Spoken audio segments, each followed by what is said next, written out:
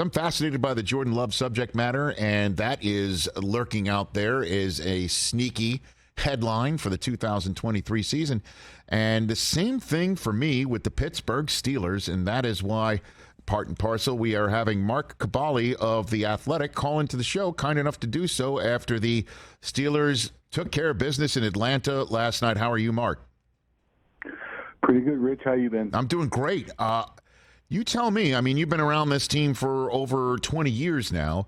What's the optimism level, and in terms of the reality of the optimism?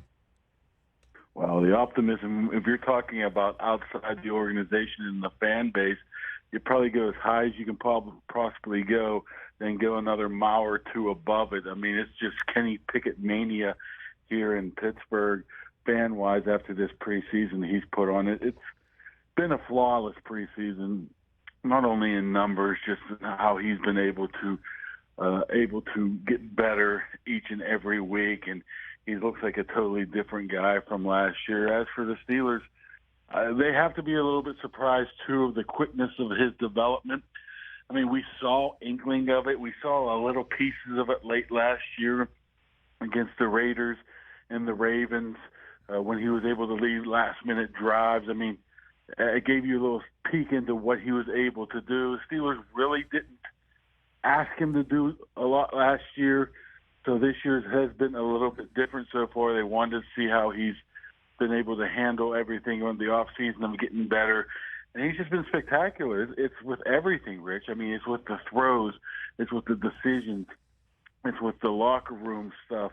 It's just he looks like an absolute beast of a quarterback right now that can lead this team to the playoffs. And a lot of people might not notice that from the outside, but if you're around the organization, you saw this coming gradually of him just looking better and better. And, I think the sky's the limit for him right now. He's just been unbelievable. Yeah, 5 drives in the preseason, 5 touchdowns, 3 targets for George Pickens, all first downs, and a touchdown as well. Pickens, we had on the show last week. It was a fun conversation with him, yes. And he does look the part for sure. Mark, what about what you've seen in practice, in the locker room, and things of that nature?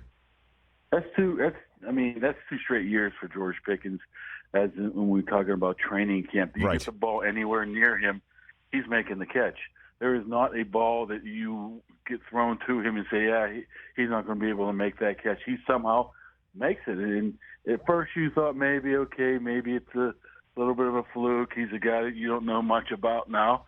But it's just he's been getting better and better. What's really, really people like about him now with the Steelers is that he's been able to expand his route tree. He's just not a go-deep guy, even though you saw that yesterday with the catch he had in Atlanta. He's a guy that's able to go across the middle now. He's a guy that's able to, catch and run. And that's what they were really looking out for him to do this year. If you look last year, he kind of petered off late in the season last year. Didn't get a ton of reps. Didn't get a lot of catches because he was, for lack of better terms, he was just a one-trick pony type of guy. He has changed his game into a guy that can do a little bit of everything. And like I said, if the ball's anywhere near him, he's going to catch it. He got absolute fabulous hands. We see OBJ making those catches, what was that, 8, 9, 10 years ago? He can make every catch that a small, speedy receiver makes, and he's, 6'3", 210, something like that. He's just a freak of nature. Yeah, and you got Deontay Johnson. We all know about him. And Allen Robinson is on this team. Everyone seems to kind of forget Allen, period, and the fact that he's now on the Steelers. What's the expectation level for him? Yeah, that was kind of a sneaky one by Omar Khan, the GM. He snuck in, able to acquire him from the Rams for basically nothing. The Rams just were trying to get rid of him. Steelers were looking for a slot receiver. Robinson played a little bit of mostly outside where he was successful in, I believe, Jacksonville, Chicago, and even last year with the Rams, they moving him inside. And they just wanted to have a veteran presence. And he's a guy, I think he just turned 29. They haven't really overused him much in camp or preseason, trying to get him back fully healthy from the foot injury, but he's going to be significant as well because, like I said, they needed a slot guy. They wanted a guy who could be a veteran in that spot to be able to pick up third downs, be a red zone type of guy. Even though you haven't heard a ton from him so far, I think they're expecting big things for him. And you look across the board, Rich, I mean, that's just the receivers you're talking about right there.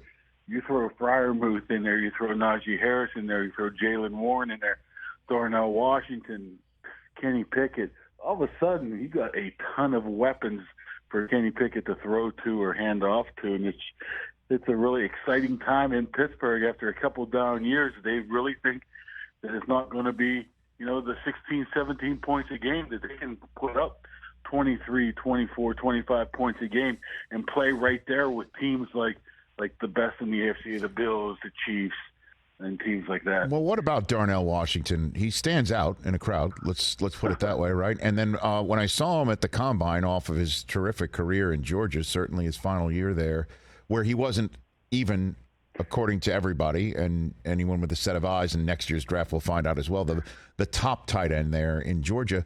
But when he threw the sled around at the Combine like it was made of paper mache, I turned to Daniel Jeremiah in the booth. I'm like, holy smokes. And there was some injury questions about him as why he dropped. Yeah. What's the scoop with him? What's going to happen with him, best you can tell? He is an absolutely massive human, isn't he? Yeah. I mean, he goes 6'7", all 6'7", 6'8". If he's not pushing 3 bills, he's darn close to it. And what makes him so unique is he prefers the block.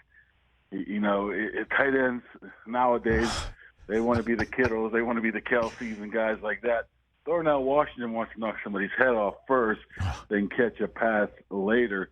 He struggled a little bit early in OTAs, but he's gotten a lot better since then. And what makes him almost unwatchable, uncoverable, is that size in the red zone where he knows how to use that body. He reminds me of somebody like, a Charles Barkley, a guy who's 6'6" and can box people out and get rebounds. That's how he approaches a red zone target. So it's going to be tough to find a place for him to fit in at because, like I said, they got Freiermuth and even a Connor Hayward, who's a very good football player that they got in the 6th round last year, but they're just going to have to find a place for him. But that's a guy's unique. I don't know how he waited, I think, late third, early 4th round to be able to find a monster like that. He's very unique. And if you see, I can understand how you say you could throw the sled around because one of the first OTAs, he just picks him up and throws him around like it's nothing. So he's a massive human. Mark Kaboly of The Athletic covers the Steelers right here on the Rich Eisen Show. Defensively, I mean, look, I know it's just preseason, but the alternative would be they don't look as good. I mean, TJ Watt's explosive list last night, it's like, okay, check that box. He's ready to go. And Cam Hayward's back. And Nick Herbig looks like they hit on him. Minkah Fitzpatrick in the secondary. Patrick Peterson and Keanu Neal are second stringers on the depth chart right now. I mean, they look ready to roll, too, to me, Mark. The funny thing, you named off, 6, 7 people? Yeah. And you left off Alex Highsmith, who had 14 and a half sacks last year, right? Unreal. They got a lot of talent. Yeah. They got a lot of talent on that side of the ball as well. What they needed to do and what they think they did do was upgrade the inside linebacker position in the offseason with Omar Khan and Andy Weidel bringing in total revamping the whole inside guys. They brought in Landon Roberts. They brought in Cole Holcomb. They somehow got Quan Alexander to agree to come in midway through training camp. So they like where they're at right there. They're a little light in the secondary, the cornerbacks. So you have to keep an eye on there. I think they like what they have with Levi Wallace and Patrick Peterson, and even Joey Porter, second round pick. Yeah. He was 32nd overall. But they could be an injury away from, struggling at that position to find people. But Nick Herbig is another one. You're absolutely right. This is a guy that, undersized. 220 for an edge rusher, get out of town. But no, he's been doing this from the day one he stepped on campus. He is just running through people, running around people. The only problem is with him is I don't know where you find a spot for him. because they got Marcus Golden too as a number 3, number 4 edge rusher as well. Where do you find snaps for Herbig? More than 8 or 10 a game. I mean, Watt and Highsmith are going to play 90-some% of the snaps. So you look at defensive coordinator Terrell Austin, and he has his work cut out for him just to get some of those guys on the team. And I'd be remiss not to mention something about Omar Khan and Andy Weidel just putting together a depth team right here. I mean, every single position other than maybe cornerback, they got depth, and that was by design. They got depth in competition. So, I mean, I know it's only preseason. We're probably overhyping all of this because it is the NFL and anything can happen. But, boy, they look like they're going on the right direction to me. They sure do. It's just too bad they don't have a coach who can put it all together. Wait a minute. I mean, he must be out of his mind, Tomlin. On the hot seat, right? No, please. On the hot seat, right? What the hell? That is the dumbest storyline out there. Honestly, and I keep saying it, any Steeler fan that says they have Tomlin fatigue is out of their skulls. He would truly have another job within 5 minutes, and not the Rob Ryan style, like for real in 5 minutes. It's unbelievable, Rich. You just watch him. He's 17 years in, I believe. He's 52, 53. He has more energy than 22-year-olds out there every single day leading those guys on the practice field. It's just totally amazing. I get tired sometimes just watching him coach, and you talk about lack of fatigue. This is a guy that he loves what he does. And when you love what you do, you don't work a day in your life, right? And that's how Tomlin is. And I honestly, people in Pittsburgh probably not going to like it, but I think they're spoiled. I honestly do. Why won't they like it, Mark? I know people don't like being called spoiled, but put more meat on that bone, Mark. Well, they're spoiled because they've had a coach and a team that's been so successful over the past. They haven't had obviously losing season.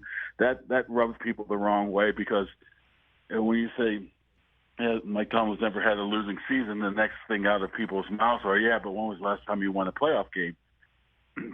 That was 2016, I do believe. So I think expectations are so high that when you do have 3 or 4 years without being successful, that people try to take swipes at you and want to move on and think it's better on the other side, And it's not – I mean, this is a guy that now has gone through 2 separate total rebuilds. He's never had a losing season through a total rebuild. Not to mention those rebuilds have only taken about 2 years.